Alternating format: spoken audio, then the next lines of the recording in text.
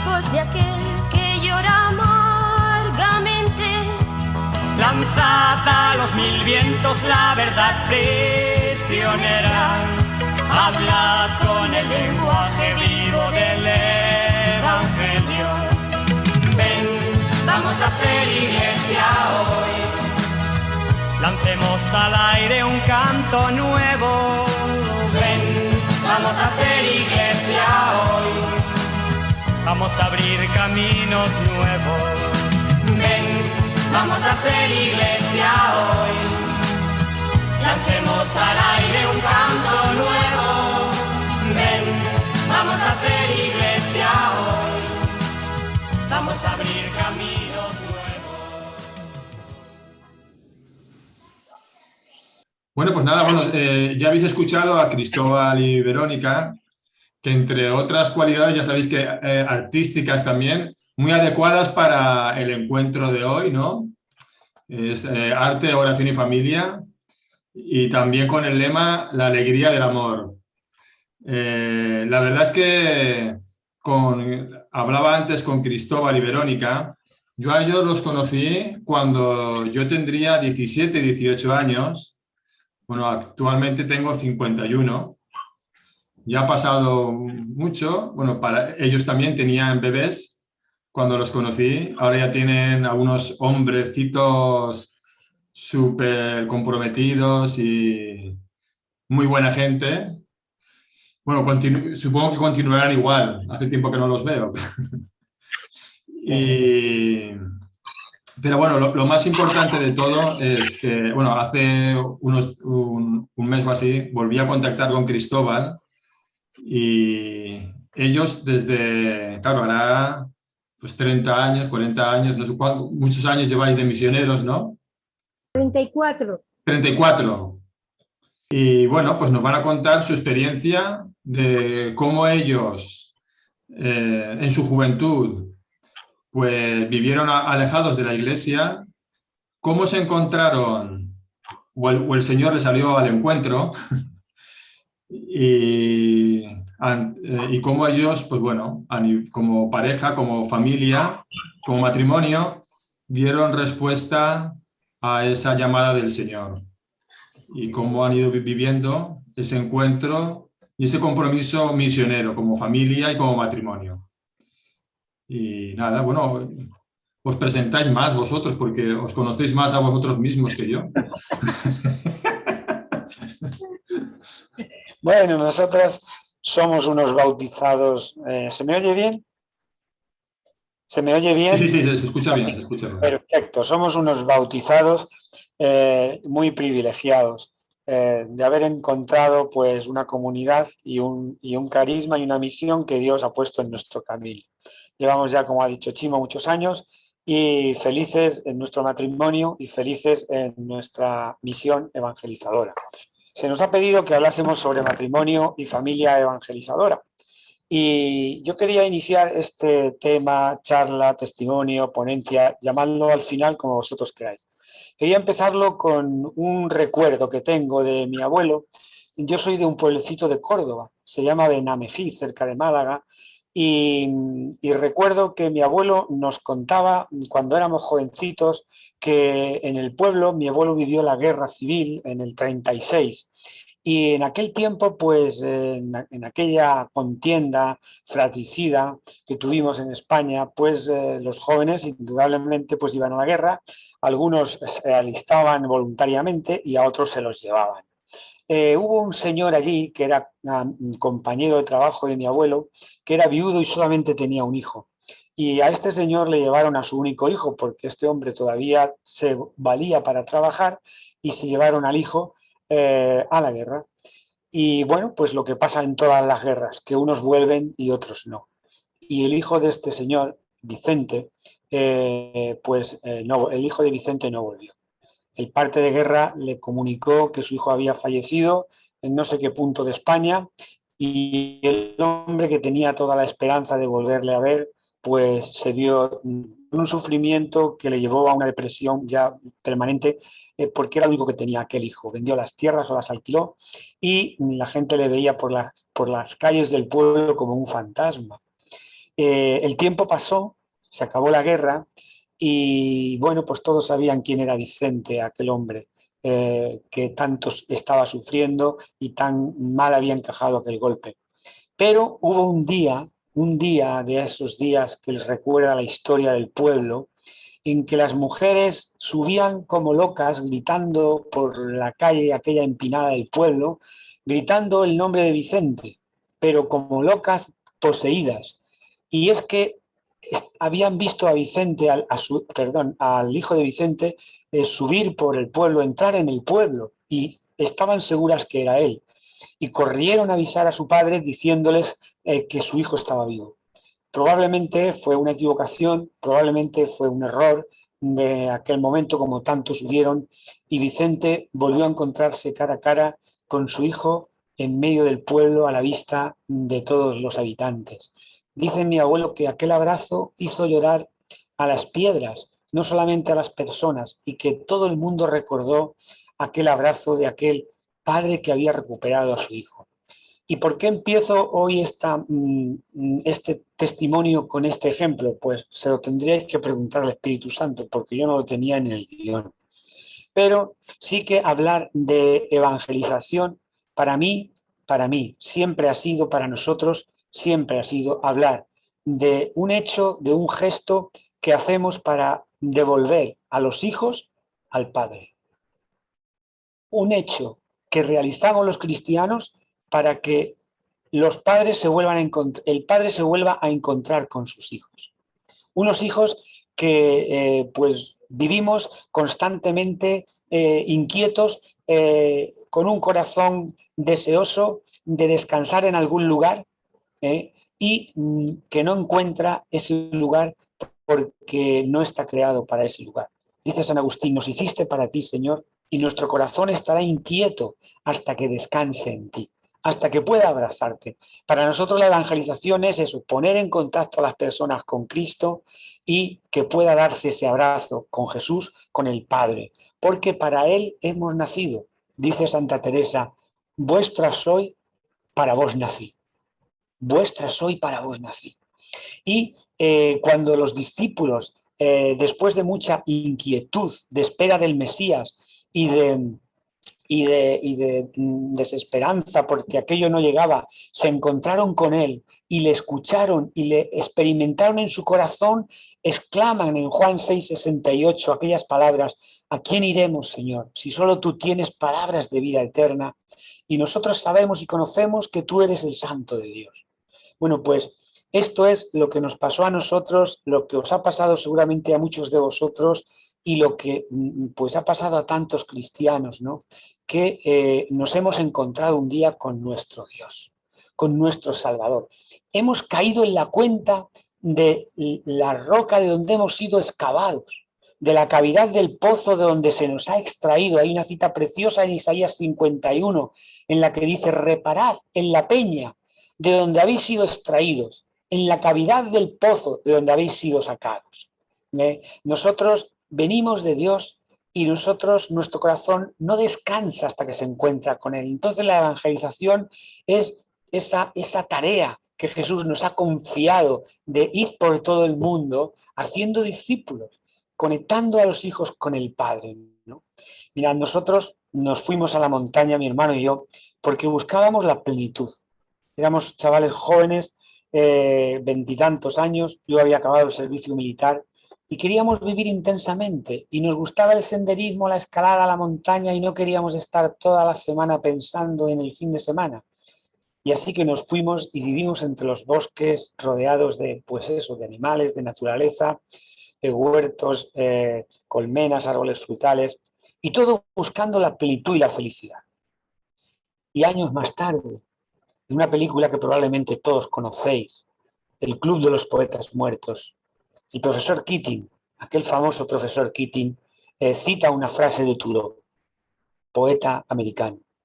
Me fui a los bosques porque quería sacarle todo el jugo a la vida, porque no quería que me llegase la muerte y darme cuenta que no había vivido.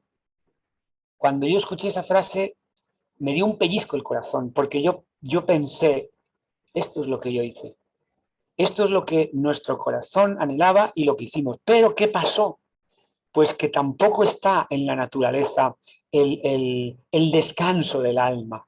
Nos podemos rodear de naturaleza, nos podemos rodear de la armonía, de la paz, de la creación, pero si no llevamos al autor de la creación dentro, entonces rodeados de toda esta naturaleza, recuerdo, lo he recordado después, ¿no? Cuando uno se va profundizando, aquellas palabras de San Juan de la Cruz, oh bosques y espesuras plantados por la mano del amado, decid si por vosotros ha pasado. Y dice, oh prados de verduras, de flores esmaltado, decid si por vosotros ha pasado. Y responde la naturaleza, mil gracias derramando, pasó por estos sotos con presura, y yéndolos mirando con sola su figura, vestidos los dejó de su hermosura. En la naturaleza encontramos fuertemente la huella de Dios, la huella, la presencia de Dios, pero allí no estaba Dios. Y nos dimos cuenta de que no estaba Dios porque cuando visitamos un monasterio de clausura, allí en Cataluña, quizás Ferran Jarabo conoce Vallbona de las Monjas, pues un monasterio del Cister, y aquellas religiosas nos descubrieron el secreto para que ese corazón descansase y para que ese corazón encontrase a su otra mitad. Y nos descubrieron el secreto de que de Jesús, del Dios de Jesús, te podías enamorar. Podías hablar con Él y sentirle cerca de ti en tu interior y sentir que se alegra contigo y que sufre contigo. Descubrimos que se podía hablar con Dios entrañablemente. La oración, la grandeza de poder llamar a Dios papá y a Jesús hermano nuestro y Salvador y a María mamá. Todo eso lo vimos en unos rostros radiantes de alegría, en 30 años de fidelidad en un monasterio sin nada más que la experiencia de Dios, y vimos felicidad y gozo y plenitud que no teníamos nosotros en aquellas montañas, que no teníamos. Y eso nos cautivó. Resultó ser en nosotros una experiencia que no nos podíamos callar. Una experiencia que tocó lo más hondo en nuestro corazón. Leíamos aquello de yo soy el camino, la verdad y la vida, o venid a mí los que estáis fatigados y cargados, que yo os aliviaré, y los ojos se nos llenaban de lágrimas, porque estábamos viviendo la experiencia del adolescente enamorado. Entonces, fue la experiencia también de los discípulos cuando se encontraron con Jesús. Aquello no lo pudimos retener en nuestro interior. Aquello no lo podíamos callar en nosotros y queríamos contagiarlo a otros. Hermano, ven, hemos encontrado al Mesías, de Juan 1:41. Hemos encontrado al Mesías. Y en nuestra casa de la montaña pusimos una inscripción con mucho sentido. Será mi casa, casa de oración para todos los pueblos. Queremos que esta casa se convierta en un lugar de oración, en una ermita, en donde las personas que vengan conozcan el Evangelio y conozcan a Dios como nosotros hemos conocido en el monasterio, ¿no? Entonces, la vocación a la unión con Dios está en la base del matrimonio evangelizador. La experiencia de la unión con Dios está en la base de toda evangelización. Por eso la evangelización del matrimonio y de cualquier laico y consagrado es una cuestión de amor antes que nada. Una cuestión de amor. No se comienza a ser cristiano, nos dijo Benedicto XVI, por una decisión ética o una gran idea, sino por el encuentro con un acontecimiento, con una persona que da un nuevo horizonte a nuestra vida y con ello una orientación decisiva. Y ese fue nuestro encuentro y el de tantos de vosotros. Yo la primera vez que me encontré con Verónica me quedé asombrado, me quedé seducido, me quedé cautivado y dije, como algunos de vosotros, esta es para mí. Pero claro, cuando lo dije ya de verdad fue cuando la escuché cantar. ¡Buah! Cuando cogió la guitarra y empezó con la nueva trova cubana, el Silvio Rodríguez, el Pablo Milán, aquello que se llevaba en aquellos tiempos y que nos hacía arder el corazón, Dios mío, y digo, esta rubia yo no me la pierdo, ¿no? Bueno, pues con Jesús igual, ¿no? Nuestra fe es alguien que nos busca y que está ahí rastreando nuestra huella y con una delicadeza tremenda tras de nosotros, como un cazador su presa, dice San Agustín, y que nos llama como el enamorado del cantar. Levántate, amada mía. El invierno pasó y brotan las flores en la vega, del Cantar 2, del 10 al 12.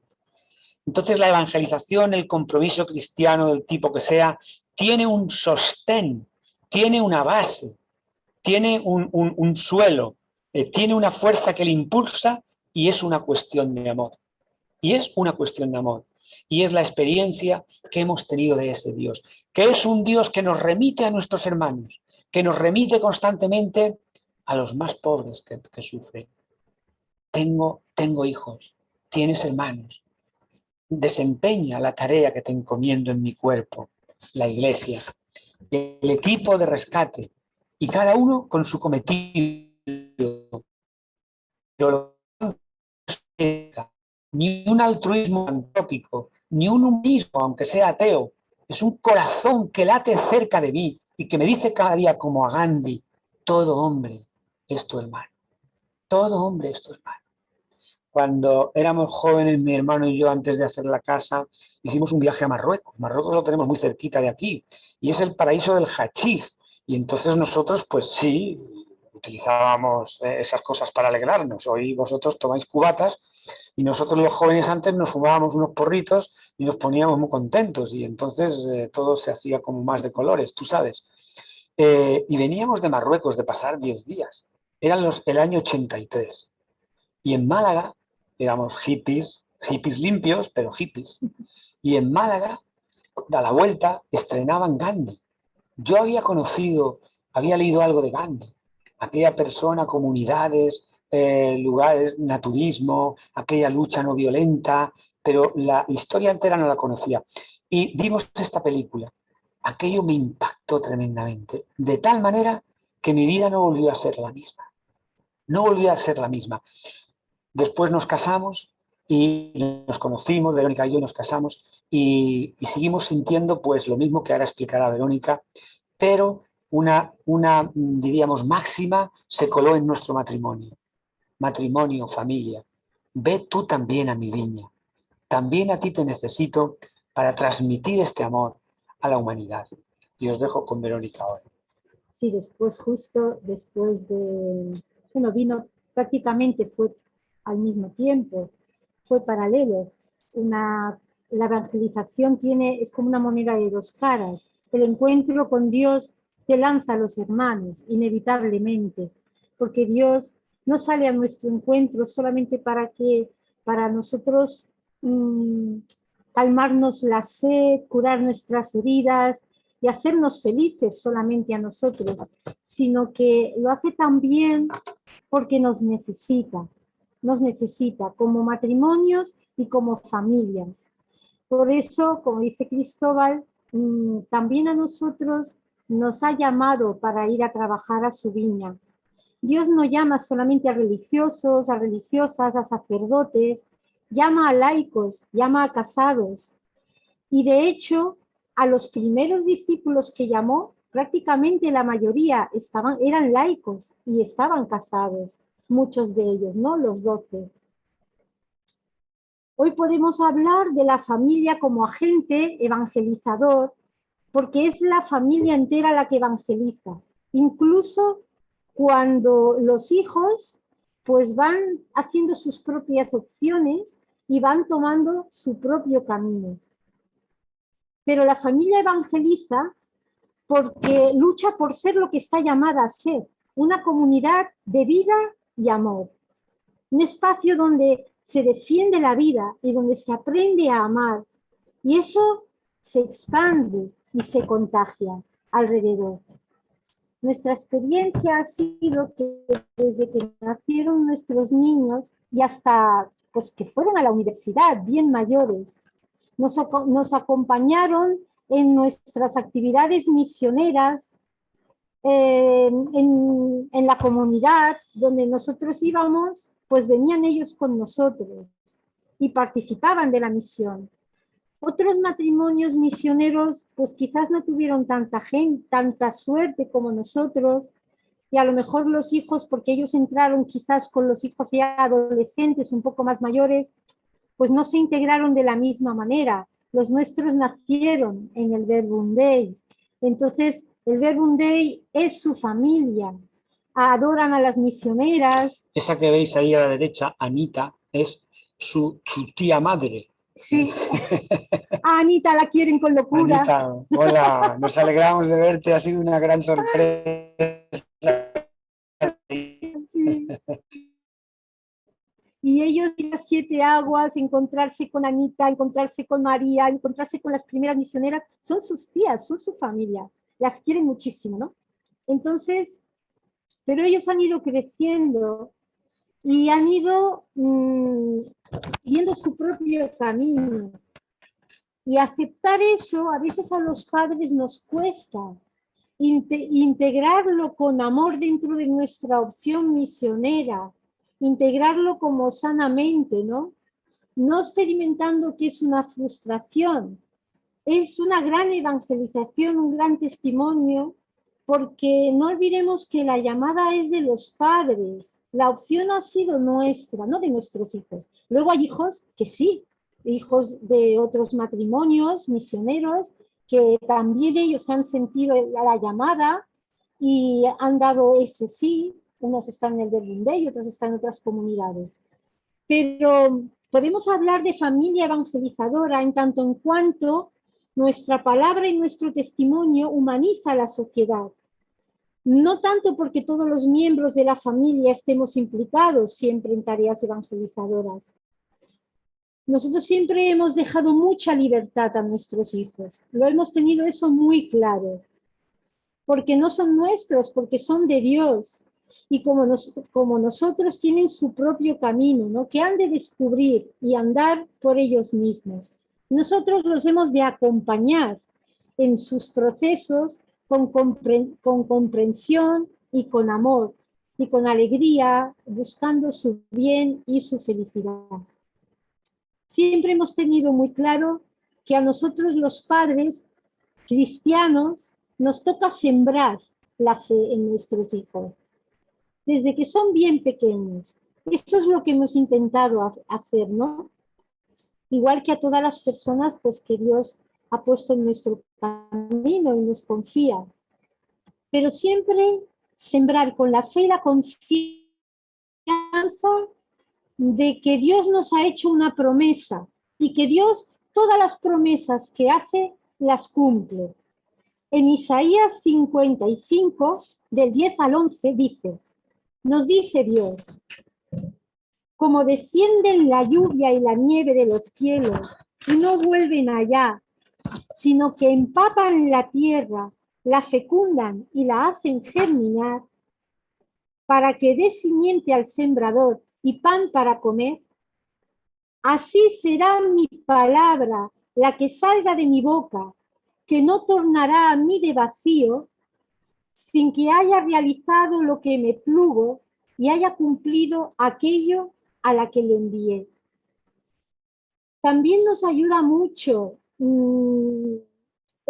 Hay un poema que Jaime Barceló, no sé si tú lo llegaste a conocer, Chimo, contemporáneo de Jaime Bonet, cofundador con Jaime Bonet. Sí, pues sí, Jaime Barceló, que también están los dos Jaimes ya en el cielo, decía mucho, recitaba mucho un poema de León Felipe, poeta español de la generación del 27, que decía: nadie fue ayer, ni va hoy, ni irá mañana hacia Dios por este mismo camino que yo voy. Para cada hombre guarda un rayo nuevo de luz el sol y un camino virgen Dios. Y eso nos ha ayudado tanto con el tema de la fe de nuestros hijos, porque es verdad, o sea, Dios tiene un camino virgen para ellos y seguro que los va conduciendo pues a su manera, ¿no? Lo sembrado está ahí y da fruto en el momento oportuno. Cuando ellos eran pequeños, nosotros los matrimonios misioneros en verano en 7 Aguas, siempre hemos organizado algunas tandas específicamente para familias. Y claro, las familias vamos con nuestros hijos. Y eso nos ha supuesto pues que paralelamente a los ejercicios de los adultos hemos tenido que organizar guardería, campamentos, para que nuestros hijos esos días también estuvieran atendidos. Y nuestros niños, desde bien pequeños, pues participaron de la guardería primero, luego fueron a los campamentos, pero llegó un momento, a los 15 años ya no se puede ir al campamento, ya no hay edad de campamento, ya hay que pasar a los juveniles. Seguramente, Chimo, tú con 17 estarías en los juveniles. Entonces, ¿qué pasó? Que ellos se cuestionaron y dijeron, pues ahora a nosotros nos gustaría ser monitores de campamento para ayudar a que otros niños lo pasen tan bien como otros nos lo han hecho pasar a nosotros. Y entonces, pues había muchos hijos de matrimonios misioneros. Formaron equipo y durante muchos años ellos han llevado los campamentos de 7 aguas en el verano, mientras los papás hemos hecho ejercicios. Y ha sido pues un poco la realización con la misión. Y así estuvieron, ¿no? Muchos años. También nuestro hijo Pablo, cuando estaba de Erasmus en Portugal, conoció una ONG que trabajaba con niños en Camerún, niños y familias en Camerún. Y bueno, pues le surgió la idea y propuso ir a Camerún un verano a montar campamentos con niños que vivían allí en la selva, en unas aldeas, y estuvo 2 meses allí. Los organizó él, los llevó a cabo él y fue una experiencia súper bonita. Con eso vamos viendo que lo sembrado en ellos pues va teniendo esos frutos, ¿no? Y son ellos los que construyen su vida y nosotros pues somos sus grandes o pequeños referentes. Consideramos que llevan en sus raíces esa semilla de la fe y lo que nos han visto vivir y lo que ellos mismos han vivido, ¿no? Y tenemos también experiencia que aunque ahora a lo mejor ellos no están muy metidos, nuestro hijo mayor vive en Australia desde hace 4 años, Pablo está aquí en Sevilla, pero también independizado, pues ya hacen los dos su vida, pero tenemos experiencias de amigos que los hijos se casan y cuando tienen hijos, pues vuelven a la iglesia y se vuelven a comprometer en la parroquia con actividades, pues porque sus hijos quieren la catequesis, en fin, que con esa esperanza es con la que tenemos que seguir sembrando los padres, ¿no? Nosotros agradecemos mucho a Dios el regalo de la comunidad que ha sido una bendición para nuestros hijos los primeros, ¿no? La riqueza universal que ellos, o sea, la riqueza porque han convivido con familias de distintas partes del mundo, África, Latinoamérica, Brasil, México, Colombia, o sea, ellos han crecido con otros niños y han crecido con un corazón universal. Por eso tampoco no nos ha extrañado mucho 32 años por toda Europa. Y yo creo que nosotros creemos pues, que ese corazón universal lo han ido también generando a través de la misión que hemos ido viviendo. Nosotros encontramos en el Verbum Dei un regalo de Dios, una manera de poder vivir la vida consagrada desde el matrimonio. El Verbum Dei pertenece a las nuevas formas de vida consagrada. Somos, yo diría, de las comunidades, el Verbum Dei es de las comunidades pioneras dentro de la Iglesia en este sentido, ¿no? Y nosotros añorábamos una comunidad. Como decía Cristóbal, al principio en la montaña nos veíamos muy solos, queríamos como imitar lo del monasterio y quisimos hacer de nuestra casa como una pequeña casa de espiritualidad, ¿no? Queríamos que la gente se encontrara con Dios, hicimos un pequeño oratorio, rezábamos la liturgia de las horas, las vísperas, las completas, pero subían nuestros amigos ateos a vernos y nosotros muchas veces no sabíamos cómo hablarles de la fe, nos veíamos muy pobres, sin formación, y por eso necesitábamos hermanos para caminar juntos en esa experiencia, ¿no? Y recuerdo que se lo pedíamos mucho a Dios. Y una noche en la oración, rezando completas, dijimos, mira Señor, si es necesario abandonar nuestro proyecto, porque nosotros teníamos nuestro proyecto, queríamos que en nuestra casa de la montaña hacer una pequeña casa de oración, pero era nuestro proyecto. Pero ese día le dijimos, Señor, si es necesario abandonar nuestro proyecto, pues lo abandonaremos, pero muéstranos un camino. Y fue hermoso porque cuando vamos a Dios con nuestros planes hechos solamente para que los firme, muchas veces no encontramos respuestas. Pero cuando vamos a Dios como una hoja en blanco para que Él pueda escribir lo que quiera, sus planes y sus proyectos, Dios no tarda en responder. Y entonces ese día nuestra oración fue presentarle un cheque en blanco, una hoja en blanco. Señor, dinos, háblanos, muéstranos un camino, lo que tú quieras. Y bueno, no puedo extenderme porque no tenemos tiempo, a lo mejor otra vez os lo contamos cómo fue, pero providencialmente, pues enseguida el Señor nos puso en el camino el Verbum Dei. Una fraternidad misionera de 3 ramas, misioneros, que la mayoría son sacerdotes, misioneras, que son religiosas, y matrimonios misioneros.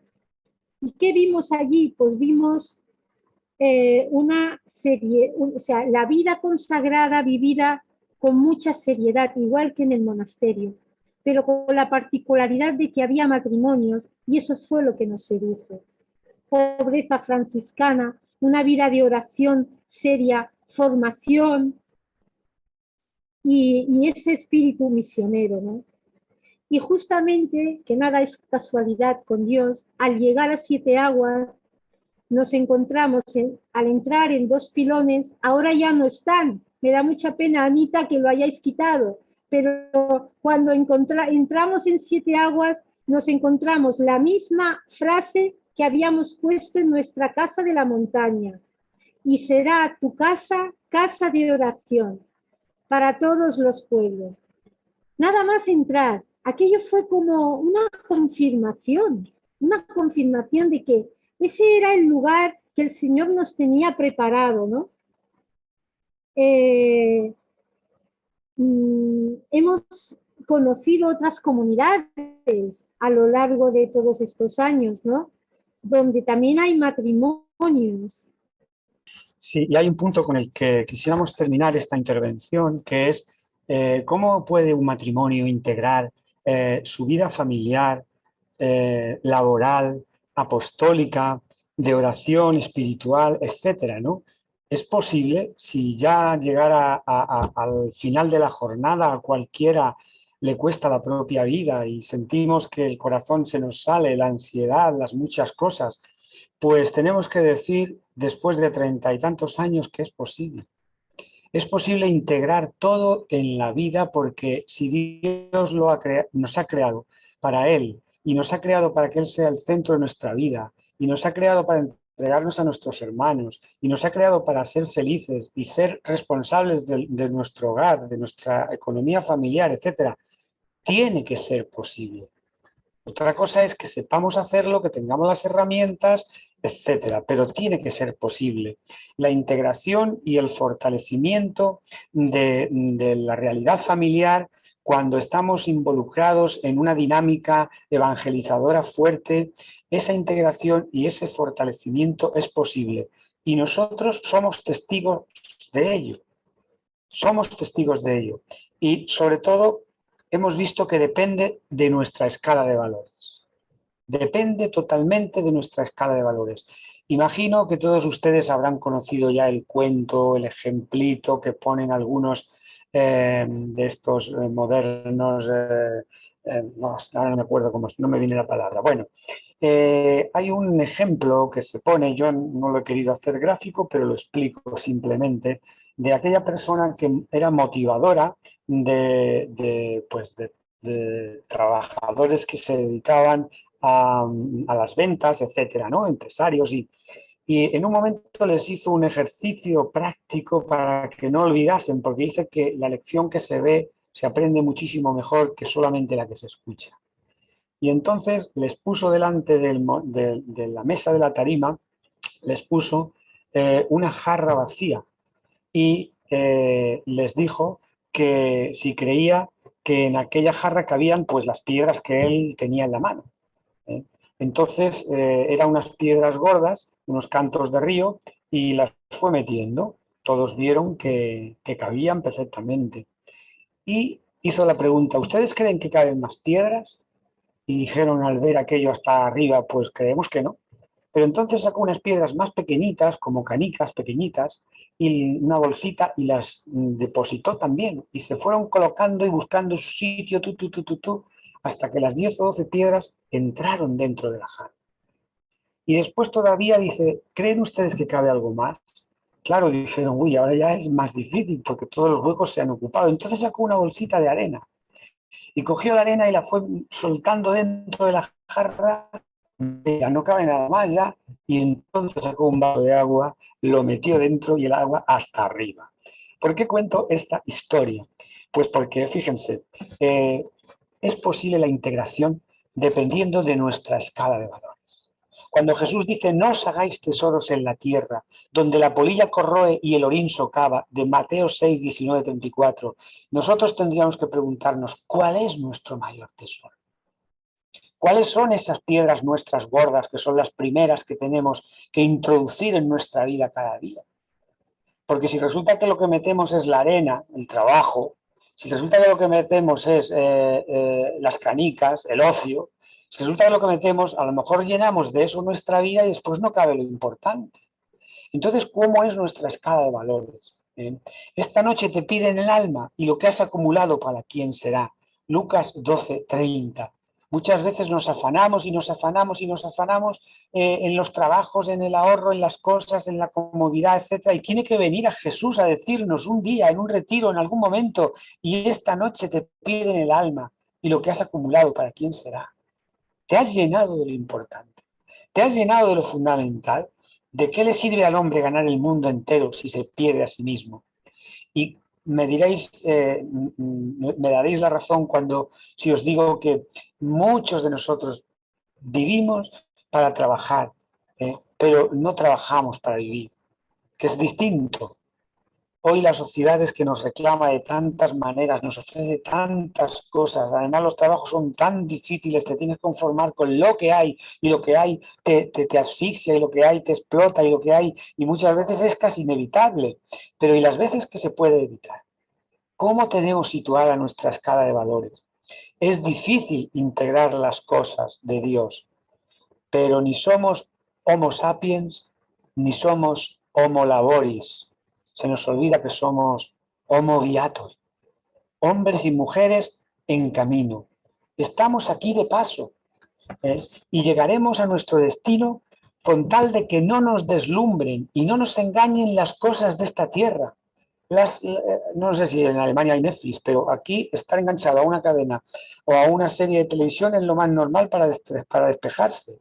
Y después dedicarle horas al cuerpo en el gimnasio, porque es que es salud y es necesario y está bien, pero es que... y después llevar a los niños a esto y a lo otro de más allá, y después pues tantísimas cosas. Y entonces te das cuenta de que has llenado tu vida de muchas cosas, pero ¿y a Dios? ¿Qué tiempo le hemos dedicado?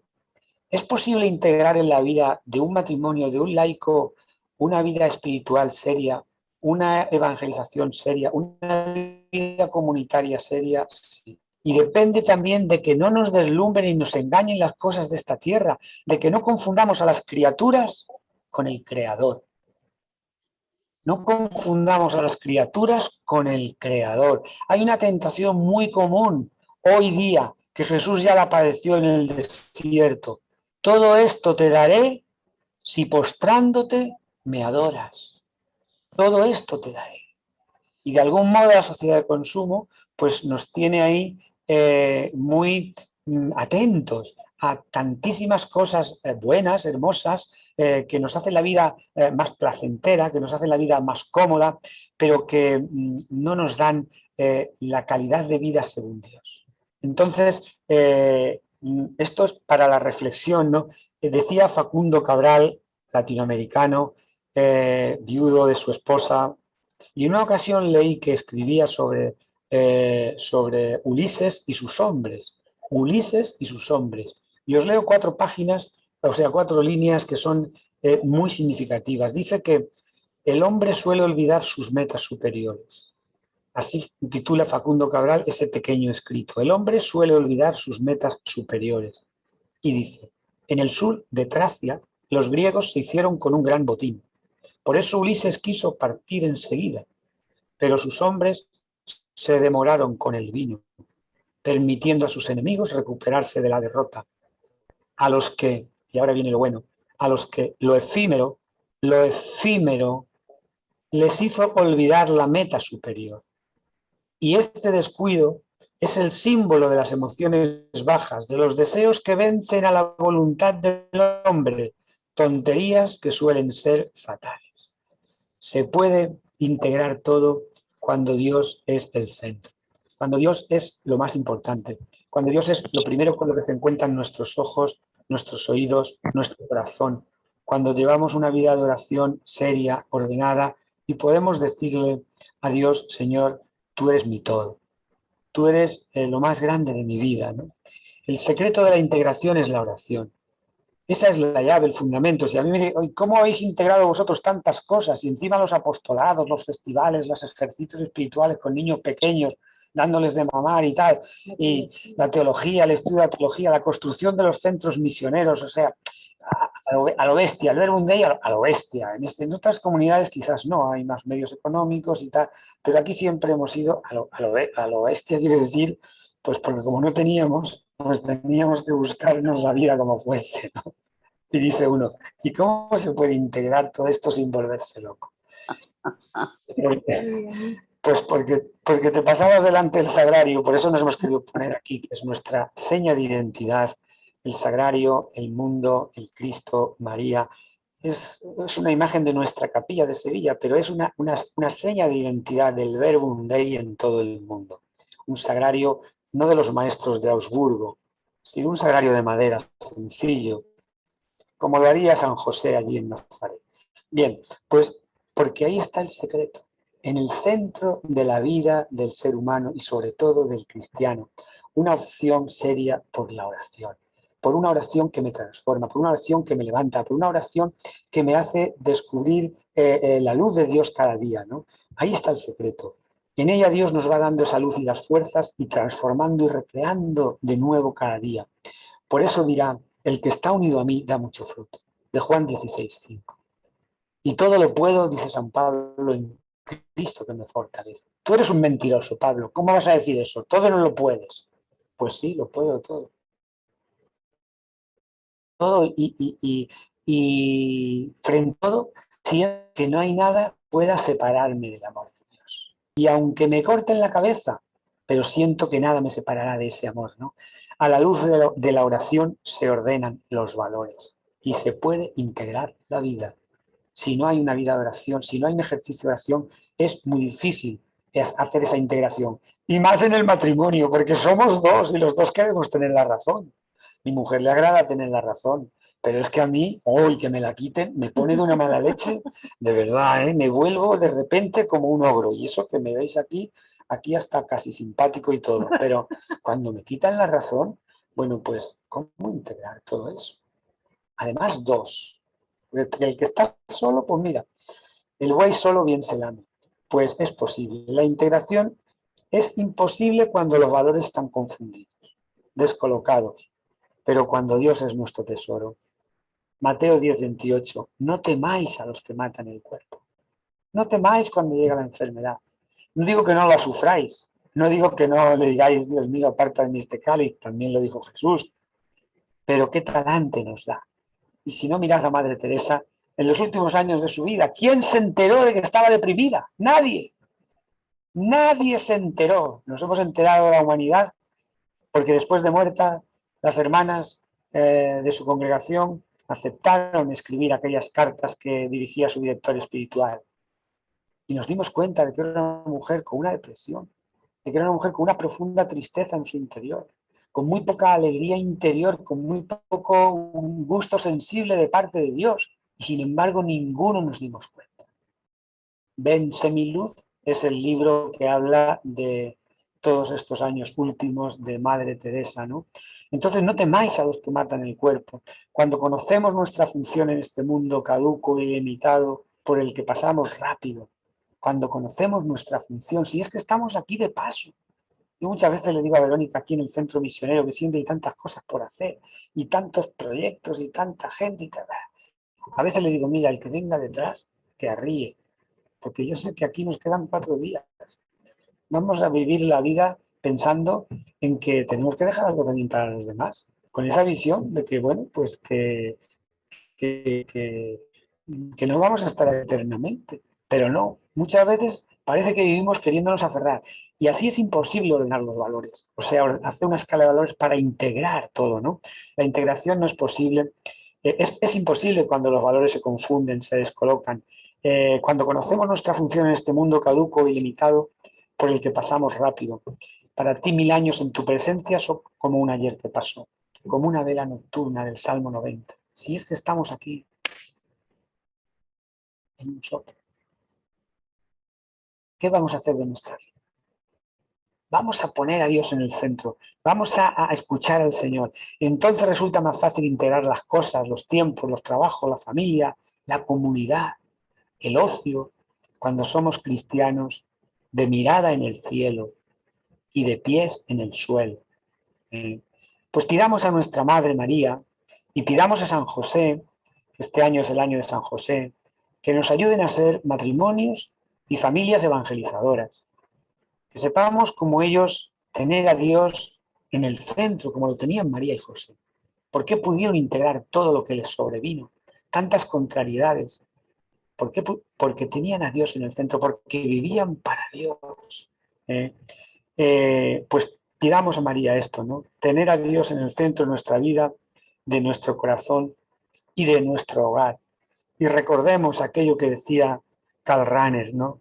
Que el cristiano del siglo XXI o será un místico o muy pronto dejará de ser cristiano.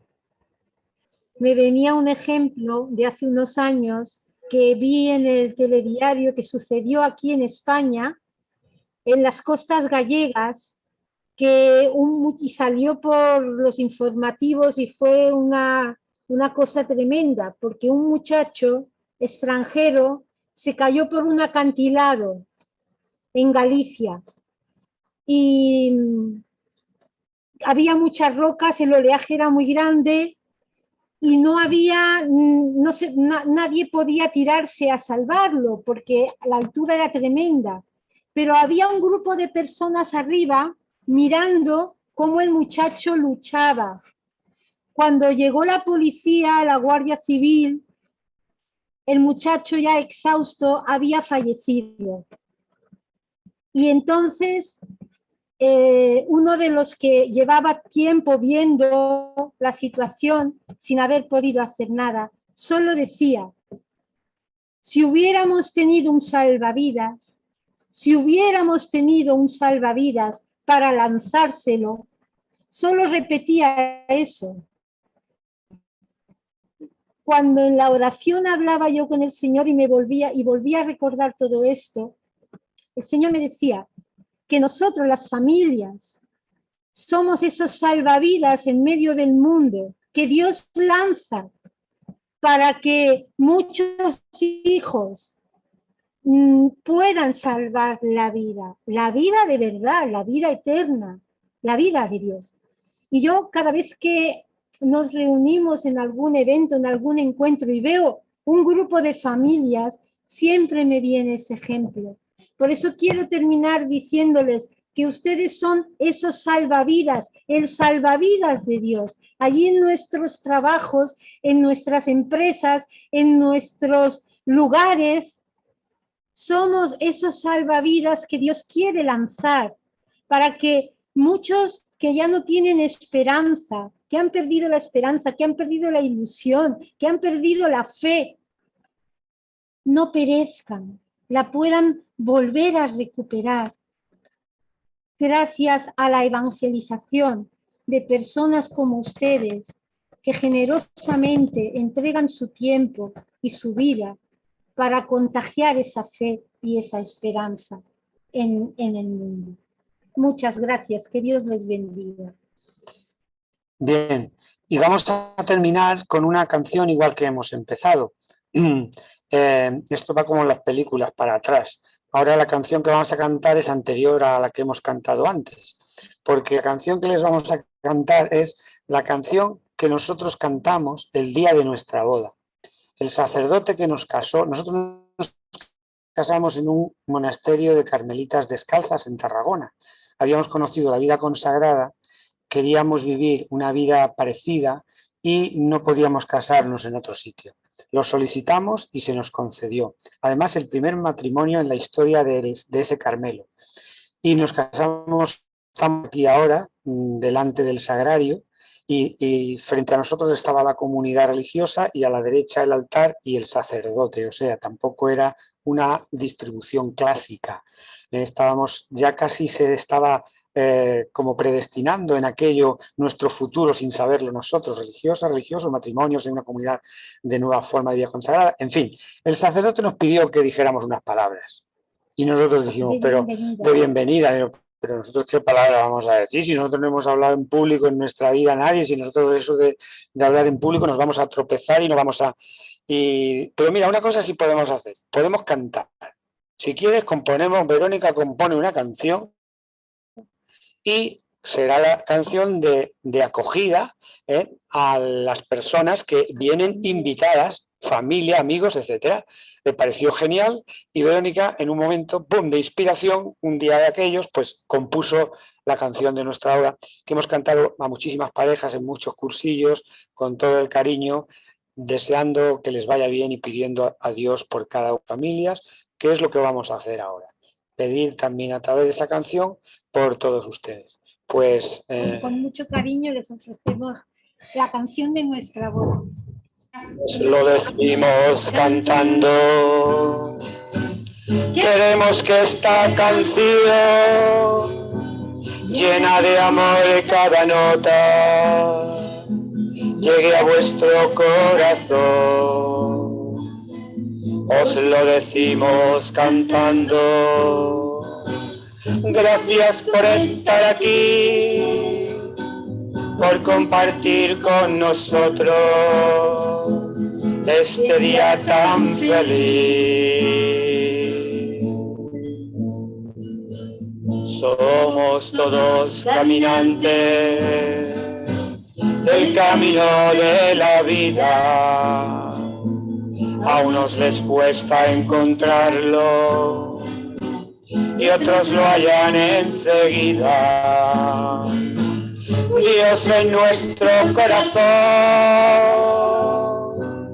estaba dormido y en silencio, y cuando al fin despertó nos mostró un camino nuevo. Este camino queremos recorrerlo de la mano, amarnos siempre y servir a Dios y a nuestros hermanos. Y aquí en presencia de Dios y de vosotros, amigos, manifestar nuestro amor, siendo ambos los testigos. Os lo decimos cantando. Queremos que esta canción, llena de amor en cada nota, llegue a vuestro corazón. Os lo decimos cantando. Gracias por estar aquí, por compartir con nosotros este día tan feliz.